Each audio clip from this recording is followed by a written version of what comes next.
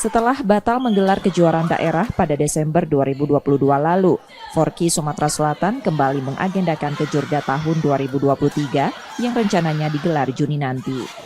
Kejurda harus tetap digelar tahun ini. Pasalnya pada Oktober atau November 2023 akan digelar Prapon Cabur Karate.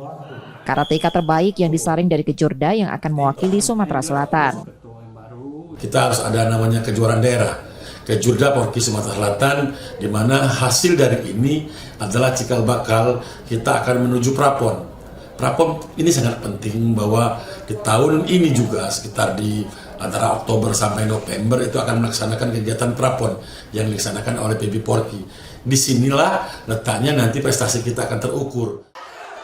Dari keikutsertaan pada Prapon sebelumnya, Forky Sumatera Selatan hanya mampu meloloskan 1 karateka ke PON Papua dari 10 atlet yang dikirimkan di Prapon. Nur Muhammad, Kompas TV, Palembang, Sumatera Selatan.